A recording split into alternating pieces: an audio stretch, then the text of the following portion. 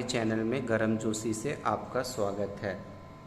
आज हम आए हैं Mahendra Gayatri college of nursing, Mahendra Gayatri college of paramedical में, और आज हमारी खास मेहमान हैं प्रियंका विल्सन जेम्स मैम, जो कि Mahendra Gayatri college of nursing की प्रिंसिपल मैम है।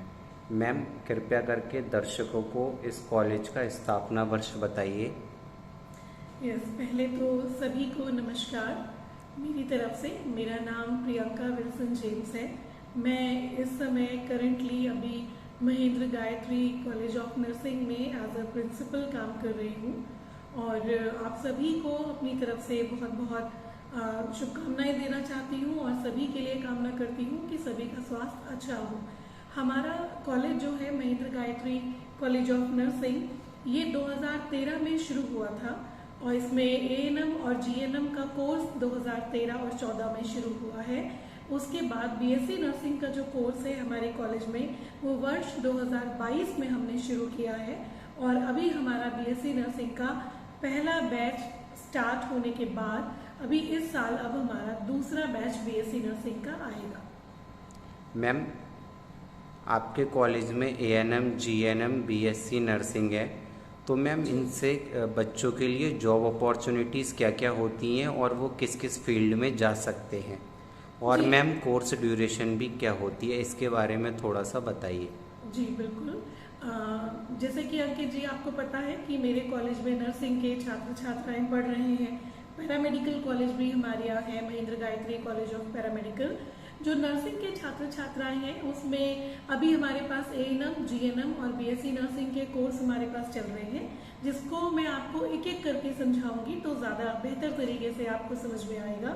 तो जो एएनएम का कोर्स है वो 2 वर्ष का कोर्स होता है और उसको करने के बाद आप जो कम्युनिटी हेल्थ नर्सिंग होती है, यानी कि जो हमारा गांव का एरिया होता है, जिन लोगों को मेडिकल फैसिलिटीज नहीं मिल पाती हैं, इजीली अवेलेबल नहीं होती हैं, वो शहर से थोड़ा दूर होता है एरिया, तो वहाँ पर एएनएम के छात्र छात्र सरकारी नौकरी भी आजकल पा रहे हैं। जो गाँवों में हमारी गवर्नमेंट ने जो यूपी सरकार ने हमारे जो सीएससी है, पीएससी है, यानी कि जो प्राथमिक समुदाय केंद्र होते हैं और स्वास्थ्य समुदाय केंद्र होते हैं, वहाँ पर उन बच्चों को पोस्टिंग मिलती है। आजकल बच्चे बहुत ज़्यादा गवर्नमेंट जॉब में भी जा रहे हैं और हमारे यहाँ से जितने बच्चे एएनएम के पास आउट होते हैं सर, हमारे यहाँ 50 का बैच होता है। हमारे यहाँ 50 सीटें हैं एएनएम में और उसमें से हमारे कम से कम 40 से 45 बच्चे हर वर्ष गवर्नमेंट जॉब में जा रहे हैं। वैसे ही जीएनएम, जो जनरल नर्सिंग एंड मिडवाइफरी का कोर्स कहा जाता है, जो कि 3 वर्ष का डिप्लोमा का कोर्स है और इंडियन नर्सिंग काउंसिल के द्वारा और उत्तर प्रदेश मेडिकल फैकल्टी के द्वारा संचालित किया जाता है। उसमें बहुत अच्छे अवसर हैं आजकल बच्चों के पास, नर्सिंग के बच्चों के पास। वो अपना जीएनएम का कोर्स कंप्लीट करके किसी भी अस्पताल में एज अ स्टाफ नर्स काम कर सकते हैं और स्टाफ नर्स काम कर सकते हैं। और आजकल हमारे यहाँ के जो बच्चे हैं, मैं हमारे कॉलेज के भी बच्चे कहूँगी और बाकी जितने इंडिया के भी नर्सिंग के बच्चे हैं, आजकल उनके लिए विदेशों में भी बहुत सारे अवसर हैं। जीएनएम के बच्चों के लिए आगे अपॉर्चुनिटी है कि वो आगे अपना क्लिनिकल एक्सपीरियंस गेन करने के बाद गवर्नमेंट जॉब के लिए भी अप्लाई कर सकते हैं। उसके बाद वो विदेशों में भी जाकर काम कर सकते हैं एज अ रजिस्टर्ड नर्स, और उसके साथ साथ अपने आगे की तैयारी और अपने आगे की पढ़ाई भी कर सकते हैं। जैसे जीएनएम करने के बाद बच्चे पोस्ट बेसिक बीएससी नर्सिंग कर सकते हैं, जो कि 2 वर्ष का कोर्स होता है और बिल्कुल बीएससी नर्सिंग की तरह ही उसको माना जाता है। यानी कि वो बच्चे भी आगे 2 वर्ष की डिग्री लेकर पोस्ट बेसिक बीएससी नर्सिंग करके आगे बीएससी नर्सिंग बन सकते हैं। उसके बाद सर हमारे यहाँ बीएससी नर्सिंग का कोर्स भी है, जो कि 2022 से संचालित किया जा रहा है। बीएससी नर्सिंग करने के बाद बच्चों के पास भी अवसर होते हैं, बहुत सारे अवसर हैं। जैसे कि मैंने जनरल नर्सिंग के बारे में बताया, इंडिया में है, गवर्नमेंट जॉब भी कर सकते हैं और आपके क्लिनिकल में भी गवर्नमेंट जॉब क्लिनिकल में भी जा सकते हैं। बड़े बड़े जितने प्राइवेट हॉस्पिटल्स हैं उनमें भी काम कर सकते हैं, विदेश में जाकर काम कर सकते हैं। बस बीएससी नर्सिंग जो है वो 4 वर्ष का डिग्री कोर्स है, जो कि यूनिवर्सिटी द्वारा चलाया जाता है और इंडियन नर्सिंग काउंसिल के द्वारा संचालित किया जाता है, जिसको करने के बाद आपके पास दो तरीके के अवसर होते हैं। या तो आप बीएससी नर्सिंग करने के बाद किसी नर्सिंग कॉलेज में या नर्सिंग स्कूल में एज अ नर्सिंग ट्यूटर भी जॉब कर सकते हैं। आपके पास ये मौका है कि आप चूज कर सकते हैं कि अगर आप टीचर बनना चाहते हैं, आपके अंदर ये स्किल्स हैं कि आपको पढ़ाना अच्छा लगता है, तो आप नर्सिंग स्टूडेंट्स को, जैसे कि हमारा कॉलेज है Mahendra Gayatri college of nursing है, और बाकी जितने भी अगर कॉलेज ऑफ नर्सिंग है उसमें आप एज अ टीचर भी काम कर सकते हैं। और उसके साथ साथ आपके पास दूसरा अवसर होता है, अपॉर्चुनिटी होती है एक क्लिनिकल स्टाफ नर्स बनने की भी, क्योंकि वो डिग्री कोर्स है। उसके बाद आप जाकर उसमें मास्टर ऑफ नर्सिंग कर सकते हैं, एमएससी नर्सिंग कर सकते हैं, जो कि फिर आगे 2 वर्ष का कोर्स होता है।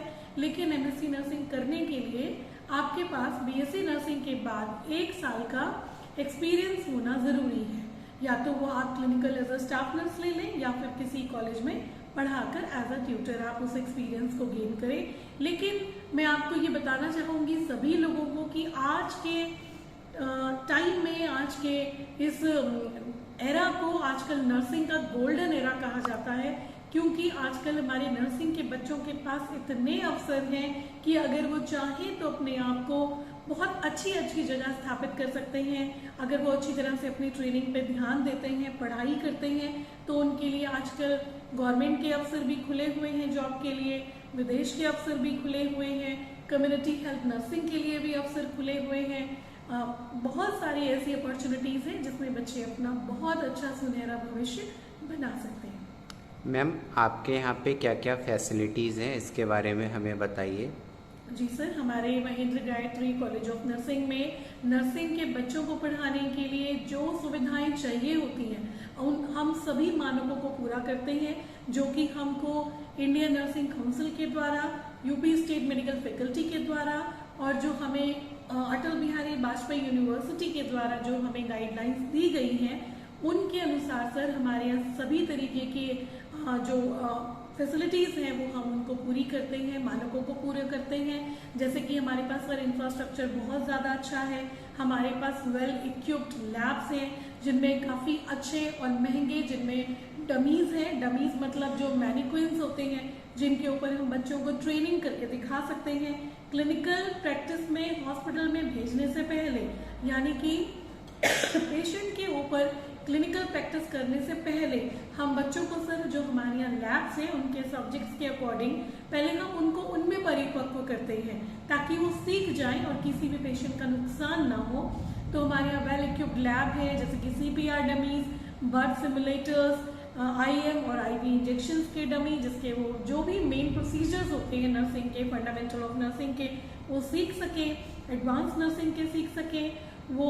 एक तो सर हमारे यहाँ लैब्स, हमारे पास क्लासरूम्स जितने हमारे हैं उतनी हमारे पास सारी लैब्स, जो 8 लैब्स की रिक्वायरमेंट होती है एक नर्सिंग कॉलेज में, हमारे पास सारी लैब्स हैं, जैसे कि anatomy and physiological lab, paediatric और MCH लैब, दूसरा आपके कम्युनिटी हेल्थ नर्सिंग की लैब, न्यूट्रिशन लैब, आपके जो आपकी advance nursing lab, nursing foundation lab, AV aids room, computer, library हमारी काफ़ी अच्छी है जिसमें बच्चों के लिए बहुत डिफरेंट तरीके की काफ़ी हमारे पास, कम से कम हमारे पास 3-3.5 हज़ार बुक्स इस समय हमारी लाइब्रेरी में बच्चों के लिए अवेलेबल है। हमारे बच्चे उनको जब भी वो फ्री पीरियड होता है या जो हम उनके टाइम टेबल में रखते हैं लाइब्रेरी पीरियड को, वो जाकर लाइब्रेरी में बैठ सकते हैं, बुक्स को यूज़ कर सकते हैं, पढ़ाई कर सकते हैं। उसके साथ साथ हमारे पास इंटरनेशनल और नेशनल नर्सिंग जर्नल्स भी हमने सब्सक्राइब की हुई हैं बच्चों के लिए, ताकि वो ज़्यादा से ज़्यादा ग्लोबल नर्सिंग के बारे में जाने, इंटरनेशनल नर्सिंग के बारे में जाने और उनको अपने से जुड़ी हुई, नर्सिंग से जुड़ी हुई जो बिल्कुल एक अपडेटेड जानकारी है वो उनको रहे।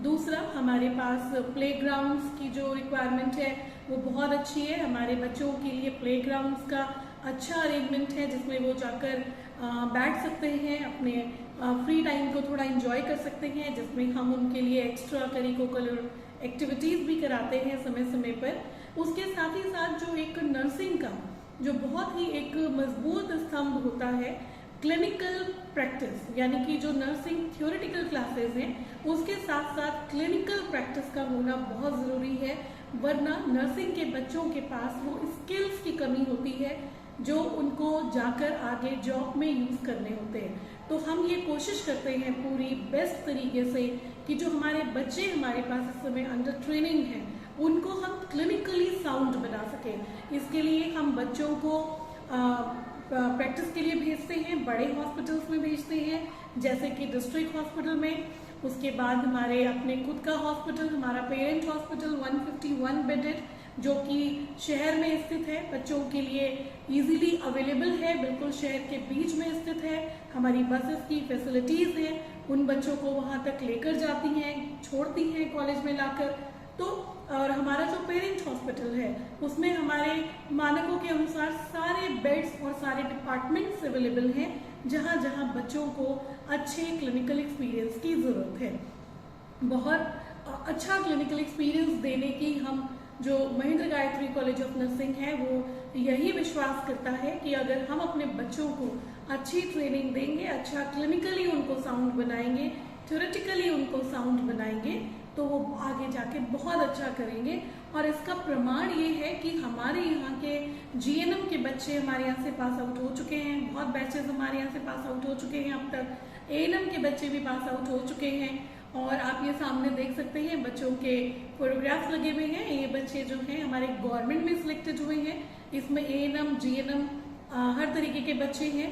और हमारे अभी जीएनएम के बच्चे कुछ अभी दिल्ली, नोएडा के बड़े बड़े हॉस्पिटल्स में जैसे कि गुरुग्राम में मेदांता हॉस्पिटल है, बाकी आपके अपोलो हॉस्पिटल है, मैक्स है, फोर्टिस है, ऐसी जगह जगह पर अभी हमारे बच्चे जीएनएम के काम कर रहे हैं। क्योंकि अभी हमारा बीएससी नर्सिंग का भी एक भी बैच निकला नहीं है, लेकिन उनके लिए भी हमारी पूरी कोशिश होगी कि हम उनको भी इंडिया के बेस्ट जगहों पे प्लेस कर सके एज अ नर्स। मैम, आजकल के छात्र किस प्रकार के होते हैं, ये आपके कॉलेज टाइम से कैसे अलग है? आजकल के नर्सिंग के छात्र बहुत एडवांस हैं, हर चीज़ जानने के लिए बहुत क्यूरियस होते हैं और बहुत कोशिश करते हैं कि उनको फटाफट से सारी चीज़ें समझ में आ जाए। हमसे ऐसे अलग है कि हम लोग जब थे तो हमारे पास इतनी ज़्यादा टेक्नोलॉजी बेस्ड नर्सिंग नहीं था, जैसे कि अब मैं आजकल देखती हूँ कि everything is available on like YouTube है, फिर या आपके गूगल है। ये पहले भी था, लेकिन हमारे पास स्मार्टफोन्स नहीं होते थे तो हमारी रीच उन तक नहीं होती थी, हम सिर्फ बुक्स तक ही सीमित थे। लेकिन आज के बच्चों के पास बहुत ज़्यादा एडवांस टेक्नोलॉजी है और अगर बच्चे चाहें तो उनका सदुपयोग करके अपनी नॉलेज को बढ़ा सकते हैं। और मैं सभी बच्चों से ये आग्रह करूंगी आजकल के कि वो अपने मोबाइल को और अपनी जो टेक्नोलॉजी बेस्ड चीज़ें हैं उनको अपनी नॉलेज बढ़ाने के लिए यूज़ कर सके, ना कि उसका दुरुपयोग करें और अपने समय की बर्बादी करें। मैम, इस संस्थान के बारे में 3 सबसे अच्छी बातें क्या हैं जो इसे अन्य कॉलेजों से अलग बनाती हैं? जी बिल्कुल, हमारा महेंद्र गायत्री जो कॉलेज ऑफ नर्सिंग है वो संस्थानों से अलग है, इसलिए क्योंकि हमारे पास एक तो इंफ्रास्ट्रक्चर, जो हमारी बिल्डिंग है, जो हमारे मानक हैं वो बिल्कुल पूरे हैं। हमारे पास अच्छी बिल्डिंग, अच्छी लैब्स, जो ज़रूरत है जिनकी बच्चों को सिखाने के लिए जो बेसिक इंफ्रास्ट्रक्चर है सर, वो आप देख ही रहे हैं कि हमारे पास बहुत अच्छा है, जो कि मैं नहीं समझती कि बहुत ज़्यादा मैंने नहीं देखा है खुद अपने एक्सपीरियंस में कि बाकी जगह हो सकता है। दूसरा सर, हमारे पास बच्चों को क्लिनिकल एक्सपीरियंस देने के लिए सर हम पूरी कोशिश करते हैं कि अच्छा हो, जो कि सर हमें बाकी कॉलेजेस से अलग बनाती है। हमारे पास अपना जो पेरेंट हॉस्पिटल है, जिसको कि जहाँ के चेयरमैन सर हमारे खुद डॉक्टर वीर महेंद्र पाल सिंह सर जो हैं, जो कि खुद एक पीडियाट्रिशियन है, एमडी है और खुद अपना पर्सनल इंटरेस्ट लेते हैं बच्चों को पढ़ाने के लिए। और टाइम पर वो हमारे कॉलेज में भी आते हैं, बीएलएस वर्कशॉप कंडक्ट करते हैं, बच्चों को मोटिवेट करते हैं। तो मैं नहीं समझती हूँ सर कि बाकी जगह पर ऐसा होता होगा, या होता होगा तो मुझे उसके बारे में जानकारी नहीं है। जो कि सर मेरे अनुसार एक बहुत अच्छी चीज़ है कि जब खुद चेयरमैन सर आकर अपने बच्चों के साथ इंटरेक्शन करते हैं, उनको पढ़ाते हैं, उनको समझाते हैं, तो बच्चों का मोटिवेशन लेवल सर एक अलग तरीके का होता है। और तीसरा सर मैं समझती हूँ कि हमारे बच्चों के लिए जो हमने फैकल्टी सर हम अपॉइंट करते हैं, तो जो हमारा सिलेक्शन क्राइटेरिया है उनको अपॉइंट करने का हम ये ज़रूर ध्यान रखते हैं कि जिस भी टीचर को हम अपॉइंट करें वो फेथफुल रहे अपने कर्तव्यों के प्रति। दूसरा, अच्छी नॉलेज उनको हो और अपने जो टीचिंग का काम है उसको वो सर्वोपरि समझे और बच्चों को बेस्ट टीचिंग हम देने का, चाहे वो क्लिनिकल टीचिंग हो चाहे वो थ्योरेटिकल नर्सिंग की टीचिंग हो, सर हमारा फोकस होता है कि हम बच्चों का पूरी तरह से एक अच्छा और एक कंप्लीट एक नर्स बनाने की पूरी तैयारी करते हैं और आगे हमेशा करते रहेंगे, जिसमें कि मुझे लगता है कि ये तीनों चीज़ें बहुत ज़रूरी हैं। मैम, आप छात्रों को उनके कैरियर लक्ष्यों पर ध्यान केंद्रित करने के लिए कैसे मदद करती हैं? जी सर, हमारे यहाँ सर हम बच्चों को शुरू से ही, जब हमारे पास बच्चे आते हैं नए बैचेस के, जैसे सर अभी भी हमारा 2023-24 बैच है वो शुरू होने वाला है, तो उसके लिए सर हम हमेशा शुरू से ही प्लान करते हैं। उनके लिए एक बेसिक ओरिएंटेशन प्रोग्राम को तैयार करते हैं जो कि कम से कम हफ्ते या 10 दिन तक चलता है, जिसमें कि हम बच्चों को टाइम देते हैं उनके एडजस्टमेंट के लिए बच्चे, ताकि उसमें मेंटली, फिजिकली, इमोशनली उस प्रोफेशन में जिसमें उन्होंने एडमिशन लिया है उसको समझने का उनको टाइम देते हैं। और जब वो ये समझ जाएं कि अब हम नर्स बनने के लिए आए हैं, हमारे क्या पॉइंट ऑफ व्यूज होने चाहिए, हमारी क्या थिंकिंग होनी चाहिए, क्योंकि सर महेंद्र गायत्री कॉलेज सबसे पहले ये फोकस करता है कि बच्चा अपने अंदर इस फीलिंग को इनकल्टेट करे कि उसको एक अच्छी और ईमानदार नर्स बनना है। ये बहुत ज़रूरी है। जब वो अपना लक्ष्य निर्धारित कर लेता है उसके बाद सर हम उसको मोटिवेशनल प्रोग्राम्स करवाते हैं, बच्चों को टाइम टाइम पर सर नर्सिंग के एडवांसमेंट के बारे में जानकारी देते हैं। जैसे कि अभी मोदी जी ने योगी जी ने, हमारे जो उत्तर प्रदेश सरकार ने सर जो मिशन निर्मया का प्रोग्राम चलाया है जो बेसिकली नर्सिंग के डेवलपमेंट पे फोकस है, उसके लिए भी सर अभी हमने बच्चों को एक ओरिएंटेशन प्रोग्राम दिया है जिसके इंस्ट्रक्शंस हमको उत्तर प्रदेश सरकार से ही आए थे। तो उसमें हमने सारे बच्चों को बताया कि नर्सिंग की क्या अपॉर्चुनिटीज़ हैं, क्या उनके पास अवसर हैं।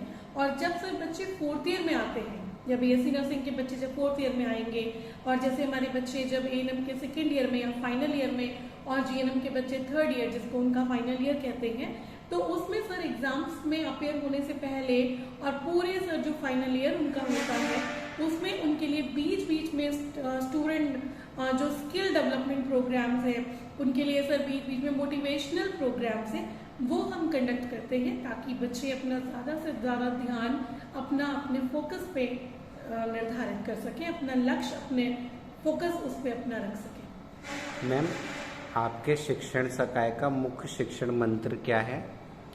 व्हाट इज़ द मेन मंत्र of your teaching faculty? Sir हमारे टीचिंग फैकल्टी का मूल मंत्र ये है कि बच्चों जो बुक्स होती हैं सर, जो मुझे लगता है जैसे बुक्स हैं या जो नॉलेज है वो बहुत वास्टली आजकल अवेलेबल है ना। आप बुक्स में भी देखेंगे या कहीं पर भी कोई सोर्स ऑफ मटेरियल देखते हैं तो वो बहुत इलेबोरेटेड है या किसी चीज़ के बारे में भी बहुत सारी जानकारी अवेलेबल है। तो मैं अपने टीचिंग फैकल्टी को हमेशा यही बोलती हूँ कि आप इसको कैसे भी करके बच्चों के दिमाग में डालने की कोशिश, मतलब शॉर्ट एंड कंसाइज, कोई पॉइंट ऐसा इम्पोर्टेंट मिस भी ना हो और इतना बच्चे को ये ना लगे कि मुझे इतना ज़्यादा पढ़ना है। तो just short, concise and take all the relevant points related to that topic, और उसके बाद जब हम बच्चों को वो पढ़ाते हैं तो बच्चों को वो अच्छे से समझ में आता है। मैम, आजकल व्यक्तित्व विकास बहुत महत्वपूर्ण है। क्या आपको लगता है कि शिक्षा के अलावा शारीरिक रूप से फिट रहना भी छात्रों के लिए आवश्यक है?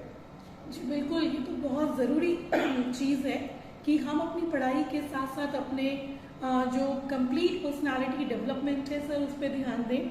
और क्योंकि हम खुद मेडिकल के क्षेत्र से जुड़े हुए हैं, हमारे नर्सिंग के बच्चे भी मेडिकल के क्षेत्र से डायरेक्ट जुड़े हुए हैं, तो हम समझते हैं कि मेंटल हेल्थ की जो वेलबींग है वो बहुत ज़रूरी है। और उसको बनाए रखने के लिए सर हम साल में एक बार अपने बच्चों का जैसे कि फेयरवेल है, फ्रेशर्स है, और दूसरा लैंप लाइटिंग सेरेमनी है सर जिसके साथ फ्रेशर्स पार्टी होती है। दूसरा बच्चों के लिए सर हम एनुअली स्पोर्ट्स वीक का भी एनकरेज करते हैं, बच्चों को ऑर्गेनाइज करते हैं, जिसमें कि बच्चे सर अपना जो जिसमें वो बेस्ट है, जिसमें लगता है उनको कि वो बेस्ट कर सकते हैं, जैसे कि डांस है, जो बच्चे स्पोर्ट्स करना चाहते हैं वो स्पोर्ट्स करें, जो बच्चे सिंगिंग करते हैं वो सिंगिंग कर सकते हैं, जिनको कुकिंग का शौक है। तो डिफरेंट डिफरेंट तरीके के सर हम लोग इवेंट्स ऑर्गेनाइज करते हैं।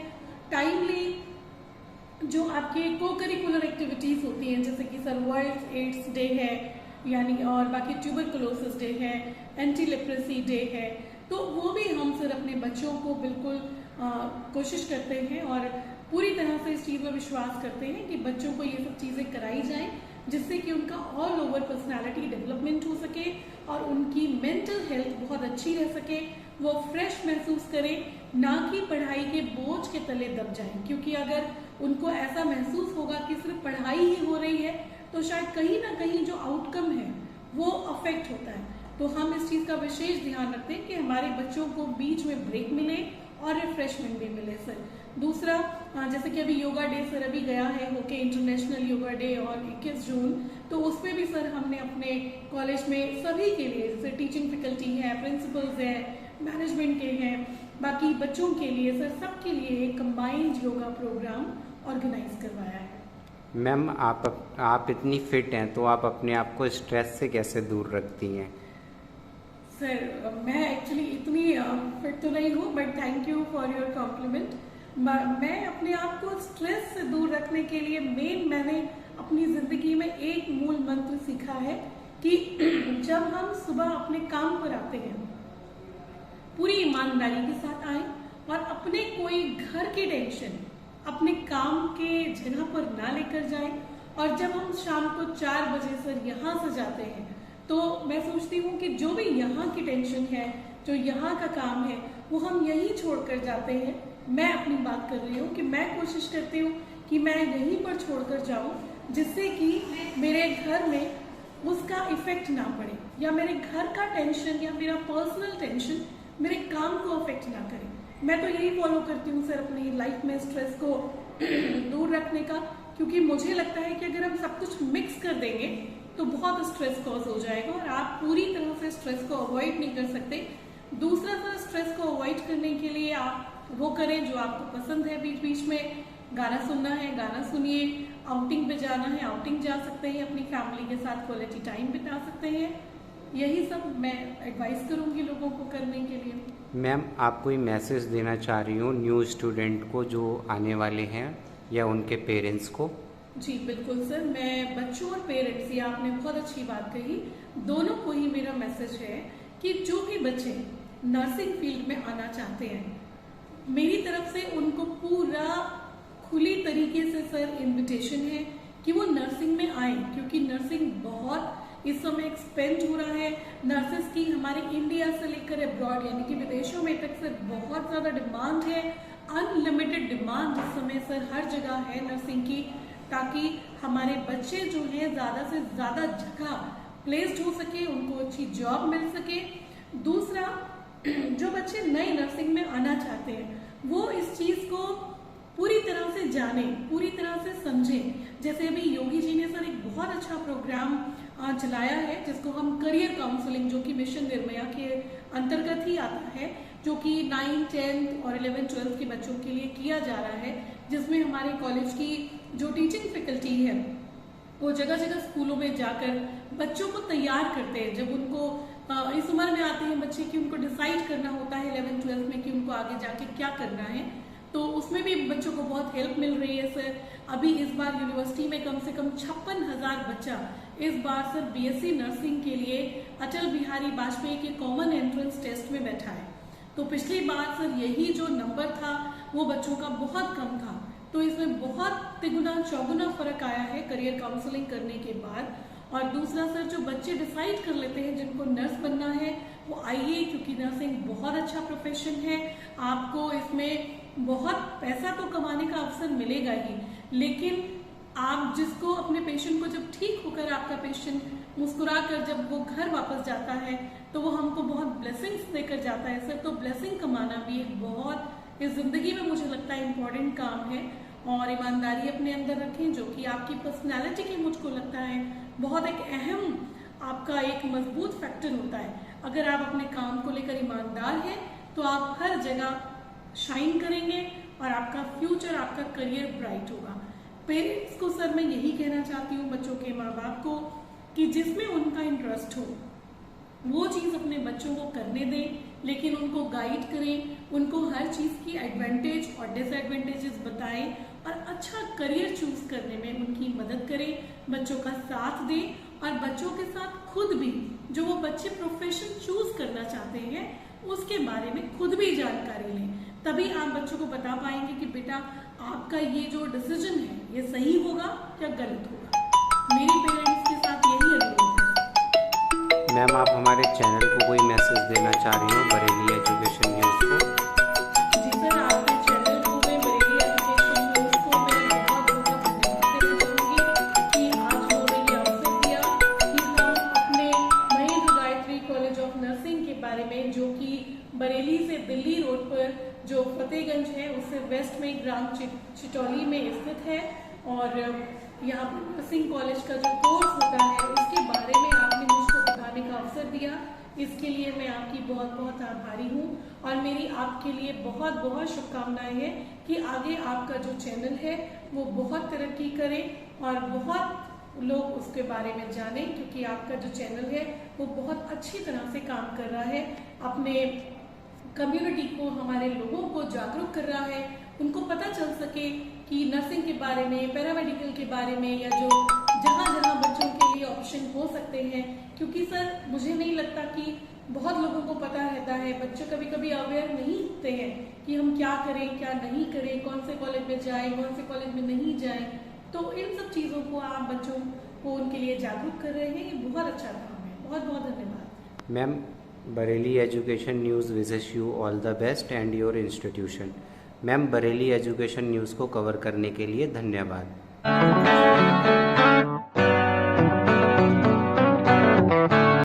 Welcome to Bareilly education news. आपका क्या नाम है? My name is Shikha Kumar. आप अपना इंट्रोडक्शन दीजिए हमें। My name is Shikha Kumar. I am ANM student. आपने एएनएम कोर्स क्यों चुना? ANM में बहुत सारे स्कोप है। इसमें हमें नर्सिंग में हमें लोगों के हेल्थ के बारे में बहुत अच्छा जानने को मिलता है। इसका अच्छा हमें किसी भी और प्रोफेसर में जानने को नहीं मिल सकता। आपने इस कॉलेज में एडमिशन क्यों लिया?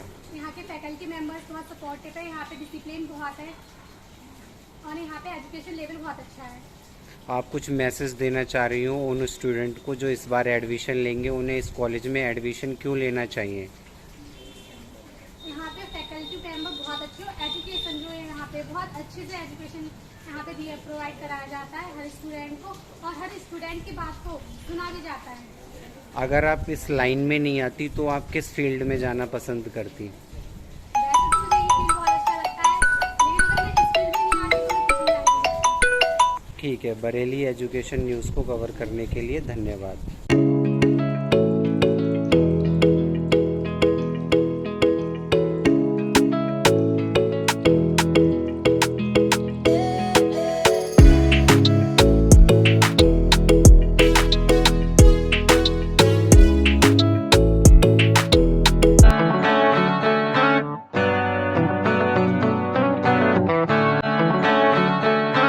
Welcome to Bareilly education news. अपना परिचय दीजिए हमें।